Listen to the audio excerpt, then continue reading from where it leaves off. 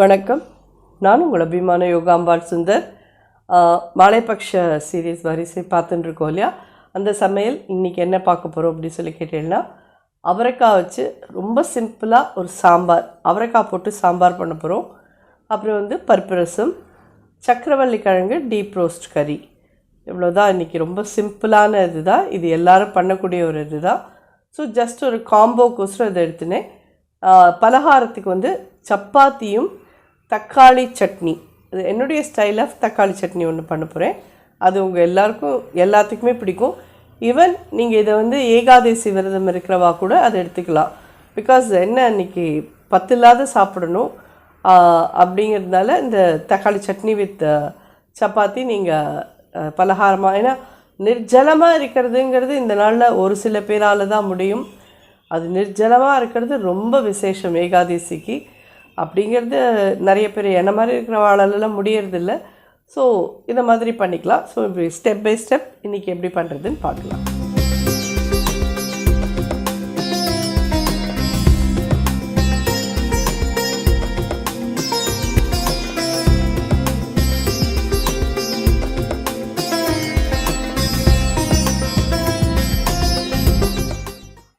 அவரைக்காய் இந்த மாதிரி நல்லா பெருசு பெருசாக துண்டமாக நறுக்கிக்கோங்க.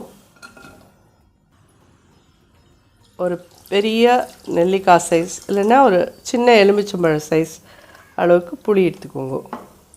இது நான் இன்றைக்கி வைக்கிற சாம்பார் ஒரு 2லேருந்து 3 பேர் சாப்பிட்லாம், அந்த அளவுக்கு தான்.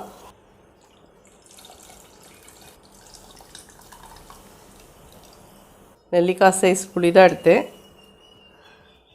நல்லா சக்கையாக கரைச்சி எடுத்துட்டோம். இன்னும் ஒரு 2 கப் 3 கப் கிட்ட தண்ணி கரைச்சி விட்டுருங்க. அதில்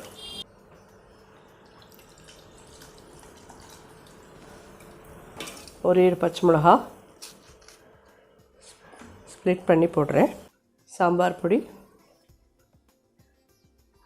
2 ஸ்பூன் 2.5 ஸ்பூன் கிட்ட போடுறேன். உப்பு ஒரு 3/4 டீஸ்பூன், ஜிபிசி பெருங்காயம், கருவேப்பிலை, ஒரு சின்ன பிஞ்ச் மஞ்சப்பொடி.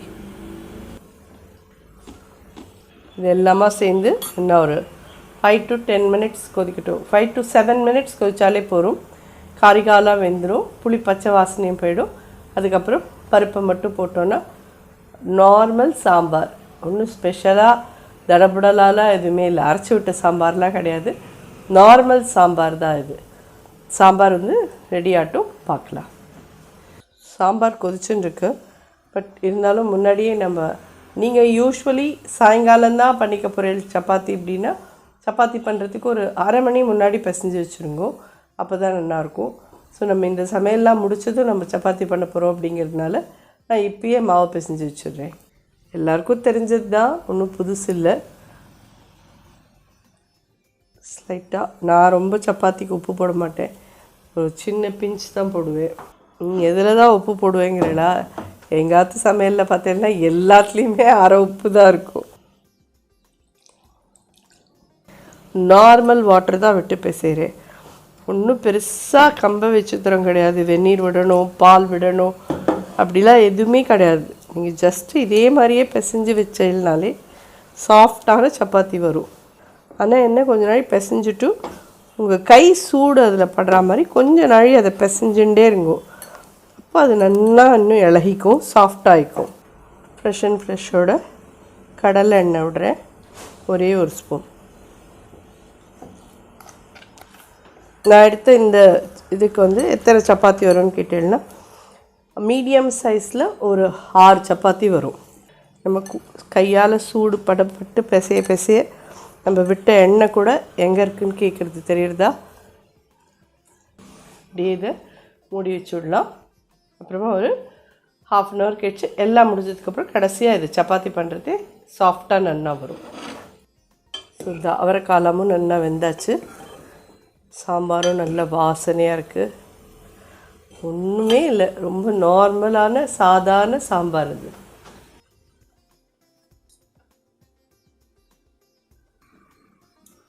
ஒரு 4 கரண்டி, இது சின்ன கரண்டி தான், இதால் ஒரு 4-5 கரண்டி பருப்பு போட்டிருக்கேன்.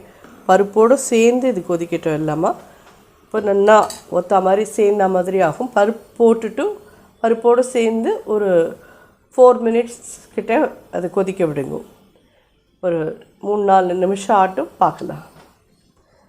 அதெல்லாம் நல்லா ஒரு 2-3 மினிட்ஸ்க்கு மேலேயே நல்லா கொதிச்சுட்டு நல்லா திக்காகவும் எடுத்து சாம்பார் அடுப்பு அணைச்சிட்றேன்.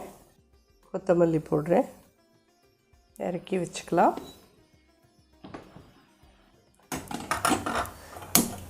சாம்பாருக்கெலாம் நல்லெண்ணெய், கடலெண்ணெய் எது சௌரியமோ அதில் நீங்கள் தாளிக்கலாம். நாம் இன்றைக்கி வந்து ஃப்ரெஷ் அண்ட் ஃப்ரெஷ்ஷோட கடலெண்ணெயில் தான் தாளிக்க போகிறேன்.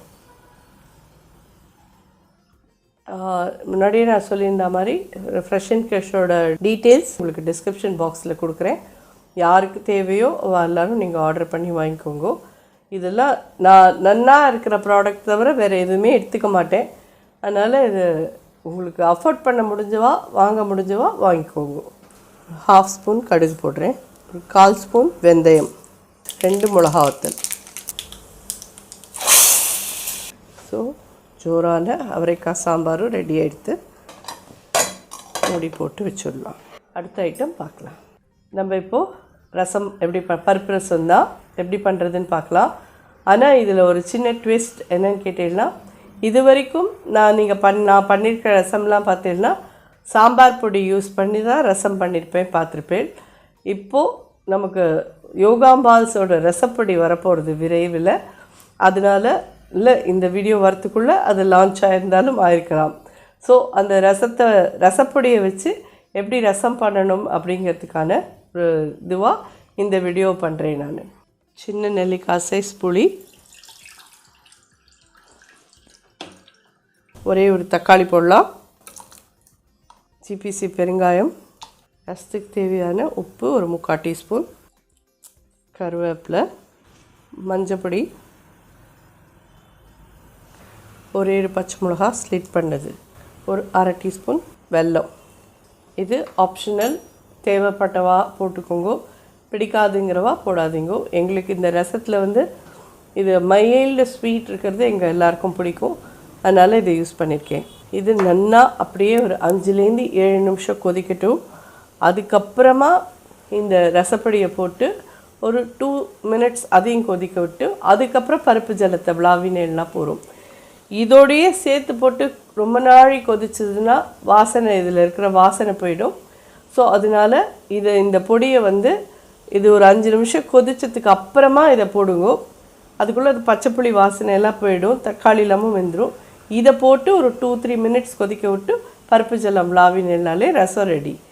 ரொம்ப ஈஸியான ஒரு இது, ரொம்ப டேஸ்டியாக, ரொம்ப அரோமேட்டிக்காக இருக்கும். கண்டிப்பாக எல்லோரும் நிச்சயமாக ட்ரை பண்ணுங்க. ஸோ இது ரசம் நல்லா கொதிக்கட்டும். ஒரு 5 மினிட்ஸில் பார்க்கலாம். தக்காளிலாம் நல்லா வெந்து பச்சை வாசனை போக 5 மினிட்ஸாக கொதிச்சிருக்கு. இந்த ஸ்டேஜில் இந்த ரசப்பொடியை போடலாம். ரசப்பொடி எப்பயுமே ஃபைனாக இருக்காது, இந்த மாதிரி கோர்ஸாக தான் இருக்கும். 2 ஸ்பூன் கிட்ட போட்டிருக்கேன். இதோட ஒரு 2-3 மினிட்ஸ் கொதிக்கிட்டு போதும். பருப்பு தண்ணி இந்த கரண்டியால் ஒரு கரண்டி பருப்பு எடுத்துகிட்டு அந்த தண்ணியாக அது கரைச்சி வச்சுருக்கேன். பருப்பு தண்ணி மட்டும்தான் விடணும் ரசத்துக்கு, பருப்பு விட வேண்டாம். இது அந்த கல்யாணத்துலலாம் பண்ணுற ரசம் மாதிரி நல்லா ஜோராக இருக்கும். முன்னாடியே போட்டு கொதிக்க வச்சுட்டேன்னா அந்த வாசனை இதாகிடும். ஸோ கடைசியில் ஒரு 2-3 மினிட்ஸ் ரசப்பொடியோடு கொதிச்சா போகும். பார்த்தீங்கன்னா நல்லா ஒரு 2-3 மினிட்ஸ் கொதிச்சுடுத்து. ரசம் அப்படிங்கிறதே நமக்கு தெளிவான இது தான் கிடைக்கிறது தான். அதனால தான் ரசப்பொடி வந்து கொஞ்சம் கோர்ஸாக இருக்கும். சாம்பார் வந்து திக்காக இருக்கணும்னால தான் அதோடய பவுடர் ஃபைனாக இருக்கும் எப்பயுமே. இதில் வந்து நம்ம பருப்பு ஜலத்தை மட்டும் விட்டுக்கலாம். இப்போது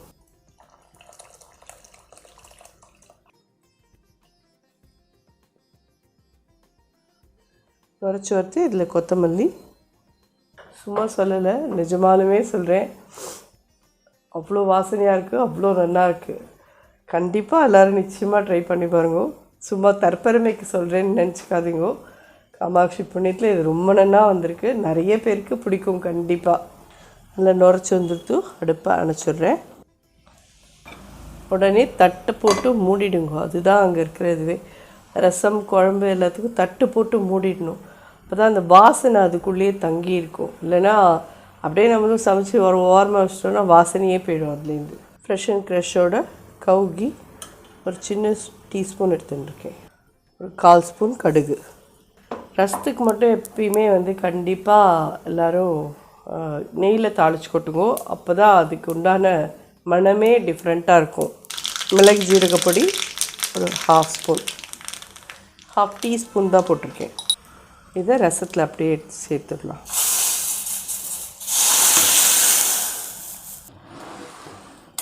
சோறான ரசம் ரெடி ஆகிடுது. வாசனையாக அப்படியே சாப்பிடுங்கிறது அவ்வளோ நல்லா இருக்குது. அடுத்த ஐட்டம் பார்க்கலாம். சக்கரவள்ளி கிழங்கு தோல் சீவிட்டு நல்லா இந்த மாதிரி ஸ்கொயராக கட் பண்ணி வச்சுருக்கேன். ஏன்னா இது சீக்கிரமே வெந்து போயிடும், ரொம்ப டைம் ஆகாது. அதனால் இந்த மாதிரி கொஞ்சம் பெருசாக போட்டுக்கோங்க. நல்லா ஃபைனாக ரோஸ்ட் பண்ணேன்னா ரொம்ப ரொம்ப நல்லாயிருக்கும், ரொம்ப நல்லது. கண்டிப்பாக எல்லோரும் நிறைய பேர் பண்ணுவேன். நான் சொல்கிறேன்னு இது ஒன்றும் புதுசான இதில் சிம்பிளான இதுவாக தான் நான் உங்களுக்கு வரிசையாக கொடுத்துட்டுருக்கேன். கடல் எண்ணெயை விடுறேன். ஒரு 2 டேபிள் ஸ்பூன் எடுத்துட்டுருக்கேன். ஏன்னா இது கொஞ்சம் டீப் ரோஸ்ட் ஆகணும், அதனால் ஒரு 2 டேபிள் ஸ்பூன் விட்டேன்னா. இது எவ்வளோ மாமி அப்படின்னு சொல்லி கேட்டேன்னா, ஒரு 600 கிராம்ஸ் கிட்ட இந்த சக்கரவள்ளி கிழங்கு தோல் சீவி நறுக்கி வச்சுருக்கேன். ஒரு 1/4 ஸ்பூன் கடுகு போடுறேன். உளுத்தம்பருப்பு,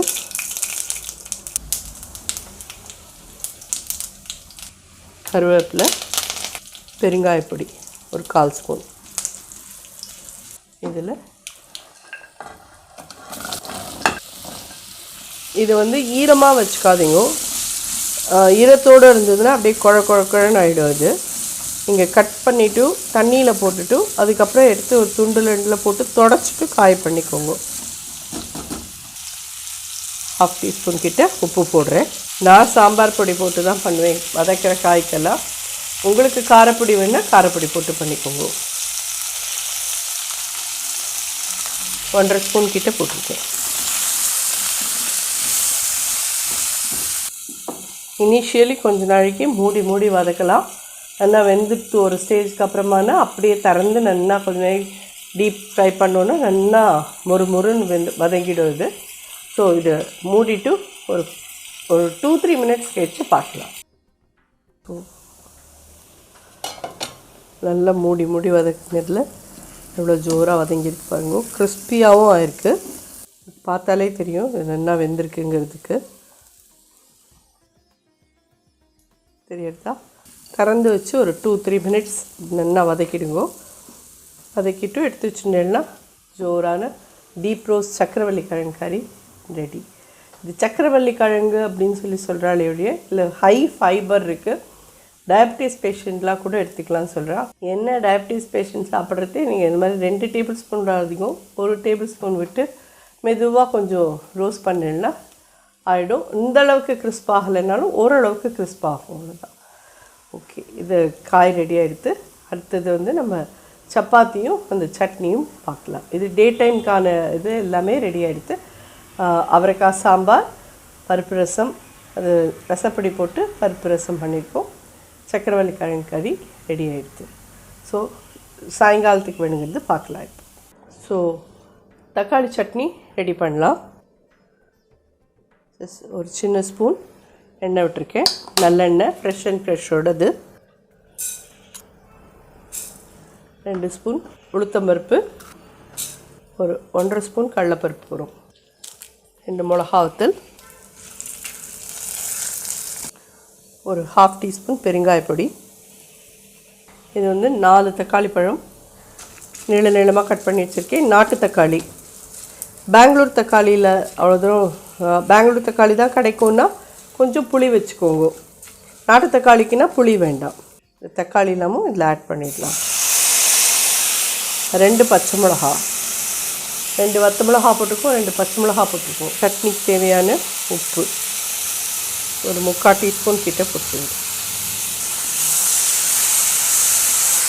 விரத நாளைக்கு நீங்கள் இந்த மாதிரி போட்டு ஏகாதசி அன்றைக்கி நீங்கள் 10 சாப்பிடக்கூடாது இல்லையா மாமி, இப்படி போட்டோன்னா வதக்கினோன்னா 10 அப்படின்னு சொன்னால் நீங்கள் என்னென்னா தக்காளியை வதக்கி எல்லாம் பண்ணி இறக்கி வச்சுட்டு அதுக்கப்புறம் உப்பு போட்டு அரைச்சிடுங்க. அடுப்பு நல்லா ஃபாஸ்ட்டாகவே இருக்கட்டும். இது அப்போ தான் சீக்கிரம் வதங்கி சீக்கிரம் இதாகும். ஒரு 1/2 டீஸ்பூன் சாம்பார் பொடியும் போடுறேன். இப்போ டீஸ்பூன் போட்டேன்னா போதும். இதெல்லாம் ஒரு வாசனைக்கு தான். நல்லா வதக்கிட்டு இந்த ஹேண்ட்ஃபுல் கொத்தமல்லியும் போட்டு சேர்த்து அரைச்சி எடுத்து வந்துடலாம். இது அரைச்சிட்டு நீங்கள் உடனே கையோட சப்பாத்தி பண்ணிவிட்டு சாப்பிட்றேன்னா ரொம்ப ரொம்ப நல்லாயிருக்கும். வச்சு சாப்பிட்டேன் அப்படின்னா காத்தாலேயே அரைச்சிட்டு இல்லை சாயங்காலம் சாப்பிட்றேன், இல்லை சாயங்காலம் இருந்தது நெக்ஸ்ட் டே யூஸ் பண்ணுறேன் அப்படின்னு சொன்னால் இந்த பருப்பெல்லாம் கொஞ்சம் சாகியாகிடும். அவ்வளோ தூரம் நல்லா இருக்காது. ஓகேவாக இருக்கும். ரொம்ப பேடாக இருக்கும்னு இல்லை, ரொம்ப ஓகேயாக இருக்கும். நேற்றுக்கு சாப்பிட்டா மாதிரி இல்லையே அப்படின்னு தோணும். நமக்கு தான் எல்லாருக்கும் டிஃப்ரெண்ட்டாக சாப்பிட்டு நமக்கெல்லாம் பழக்கம் இல்லையா?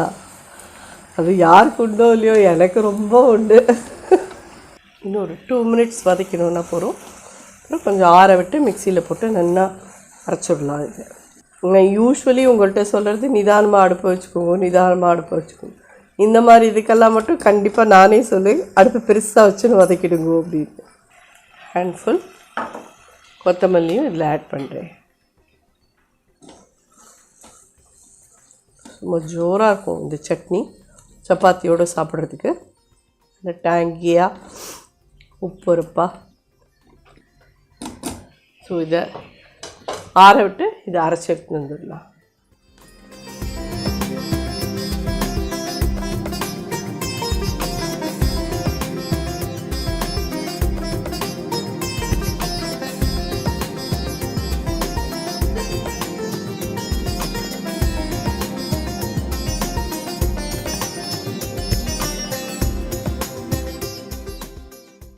இந்த மாதிரி ஒரு சைட் போட்டுட்டு மேலெல்லாம் ஃபுல்லாக காஞ்சு பபிள்ஸ் வர வரைக்கும் வெயிட் பண்ணுங்க.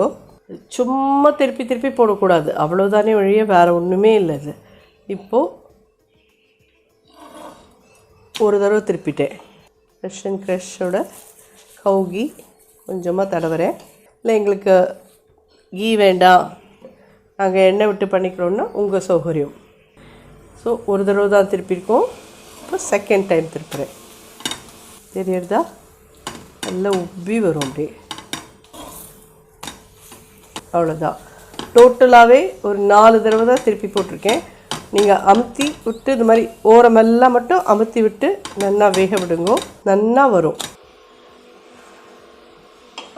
இப்படி எடுத்துட்டேன்னாலே சாஃப்ட் சப்பாத்தி கிடைக்கும் உங்களுக்கு. ஒரு 4 தடவை திருப்பி போட்டேன்னா போதும், ரெடியாக எடுத்து. ஸோ இன்றைக்கான எல்லாமே ரெடி. தக்காளி சட்னியும் அரைச்சின்னு வந்தாச்சு. இதில் இப்போ நம்ம கடுகு மட்டும் தாளித்தோன்னா ரெடி. நல்லெண்ணெய் ஒரு 1/2 டீஸ்பூன் விடுறேன். கடுகு ஒரு 1/4 ஸ்பூன். சப்பாத்திக்கு தொட்டுன்னு சாப்பிட்றதுக்கு அவ்வளோ நல்லாயிருக்கும். கொத்தமல்லி வாசனையாக பெருங்காய வாசனை எல்லாமுமா சேர்ந்து ரொம்ப டேஸ்டியாக இருக்கும் சப்பாத்திக்கு. தோசைக்கு தொட்டுக்கூடாதா அப்படின்னு கேட்டீங்கன்னா தோசைக்கும் நீங்கள் தொட்டுக்கிறீங்கன்னா இது மாதிரி பண்ணலாம், ரொம்ப நல்லாயிருக்கும். நாங்கள் யூஸ்வலி சப்பாத்திக்கு தான் பண்ணிப்போம், அதனால் நான் சப்பாத்தின்றேன். தோசைக்கு வேணாலும் நீங்கள் இதை தொட்டுன்னு சாப்பிட்லாம்.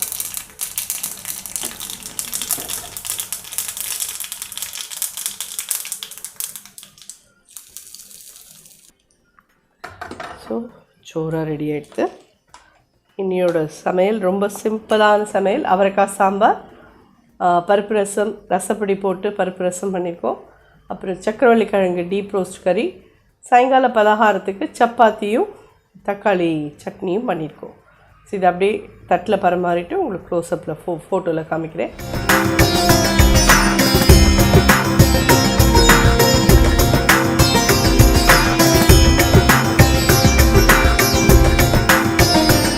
எல்லாருக்கும் இது உபயோகமாக இருக்கும்னு நினைக்கிறேன். பிடிச்ச வாழலாம், எப்படி வேணுமோ அது மாதிரி பார்த்து பண்ணிக்கோங்க.